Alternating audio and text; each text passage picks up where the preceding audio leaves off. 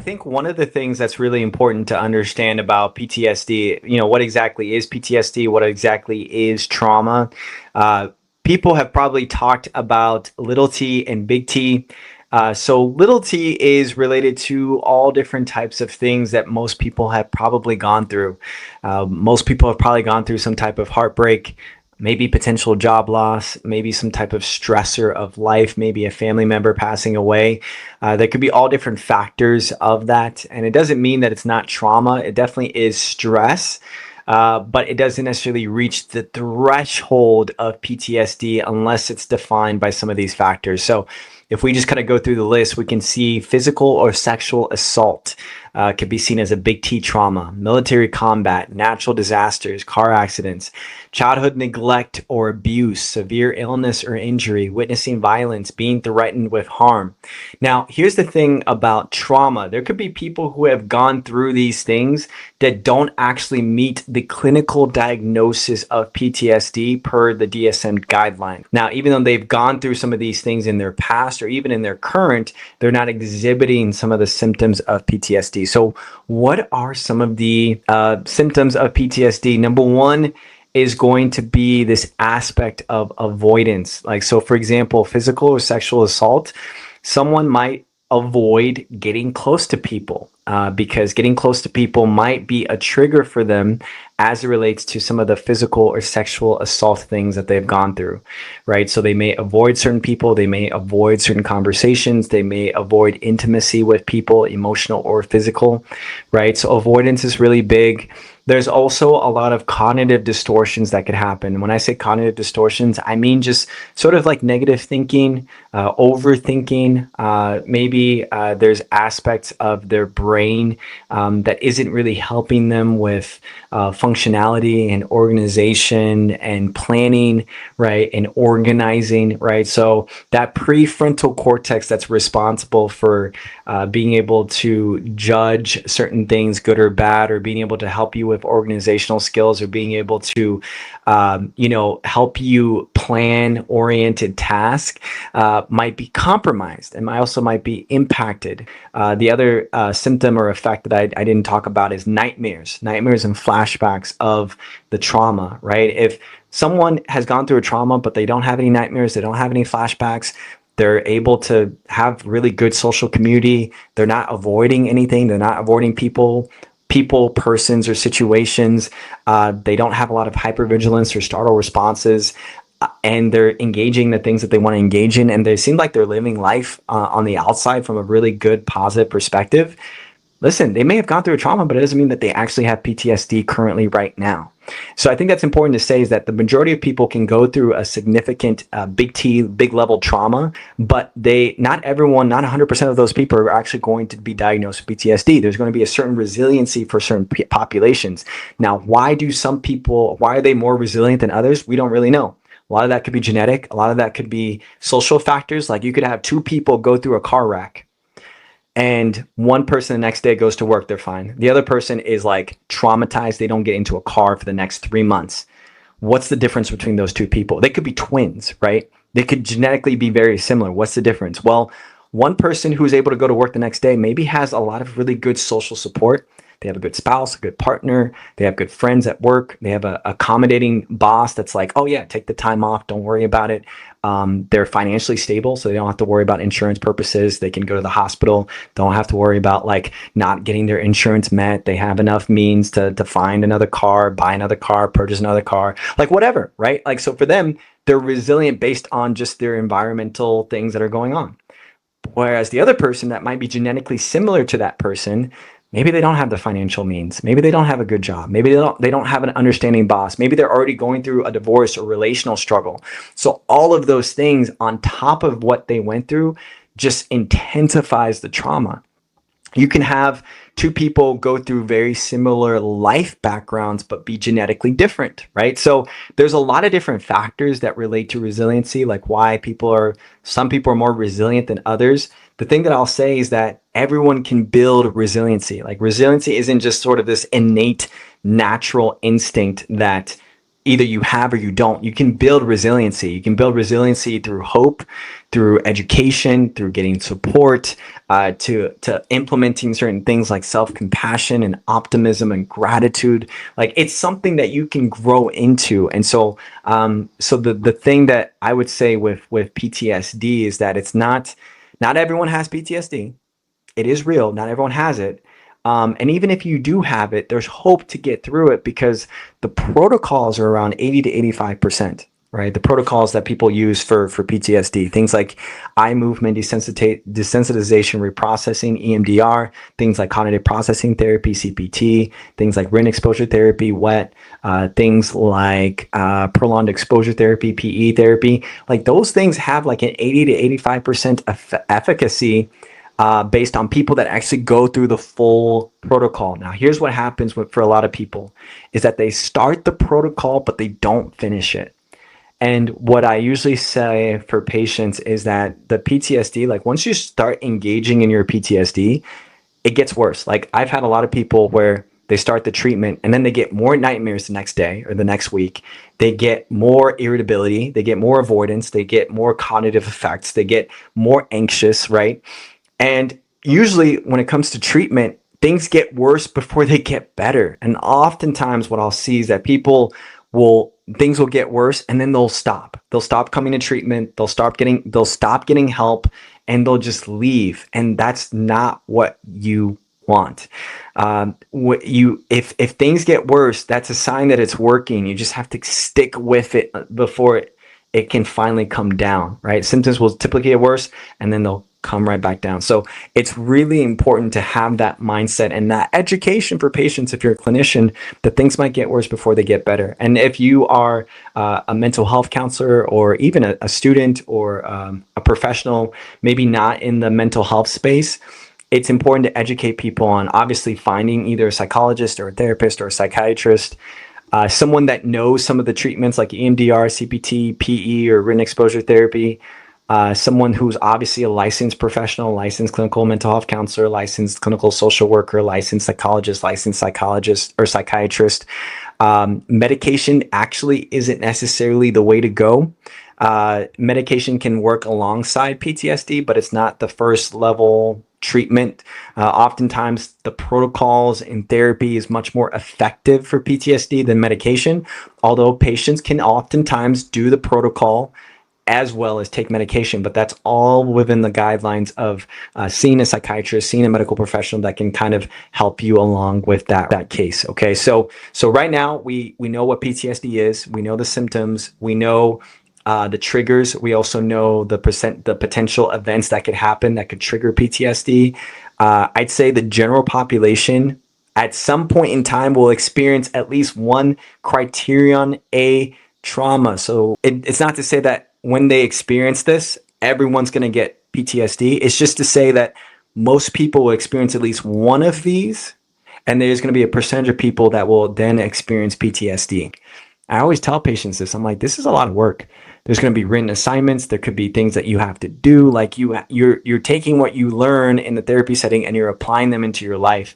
And the best way for your brain to kind of latch on to that learning is to actually put it into practice. So you have to do the work. And it takes some effort alongside with that. But the more effort, the more you put in, the more you're going to get out of it. I always tell people that too. The more you put in, the more that you're going to get out of it. A lot of things that I also want to talk about as relates to PTSD, and I think it's often not necessarily talked about a lot, but it's this aspect of physical, mental, and spiritual health. We know the mental health side as relates to the treatment, but how is your nutrition, right? Like, how's the exercise? How's the sleep? Oftentimes people with PTSD have nightmares and flashbacks that impact their sleep. It impacts their wellness. They're not eating well. They're not hungry because their cortisol levels are so high. They're activated all the time. When you're in a sympathetic state, it drives down your desire to eat, right? So we need to kind of figure those things out as well.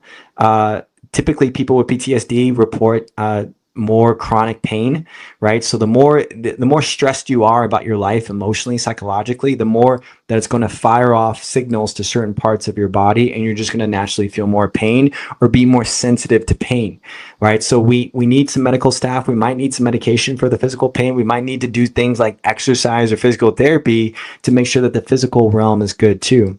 I think one of the things that I'll talk about too is the spiritual aspect, right? We know that people who are engaged in religion and spirituality, in healthy religion or spirituality, so they're in a healthy religious environment, and they are engaging in positive spiritual behaviors. People who are in negative, abusive religious situations or environments is going to completely mess up your mental health, your physical health, your spiritual health. So when I say religion and spirituality, I mean positive, healthy aspects of religion and spirituality. Those things can be very beneficial to your mental and your physical health as well as to PTSD, especially being able to find meaning, being able to find hope, being able to find some type of social community to help you alongside that pain. All of those things are incredibly beneficial as it relates to the recovery process. Let me just say this. People can heal from PTSD. I'm really appreciative of social media kind of pushing out what PTSD and people talking about their experiences online. For those who are non-mental health clinicians, it's important to understand the signs. It's important to have a referral network for people. And it's also important to understand that, when it comes to healing, it may not be necessarily a linear process. I think one of the things about trauma that I don't think is talked about enough is this aspect of lament. Lament is often talked about with grief, in that when you lament, when you grieve something, you're like really taking the time to process it. You're feeling the hurt, the pain, the agony. You might be crying out in the pain and the suffering, but there's always this aspect of hope, even through the lament, that helps you to move through the suffering. And I think even in the realm of trauma is this aspect of lament. So lament could be seen in the aspect of grieving the fact that you've gone through, or someone has gone through, the trauma in the first place.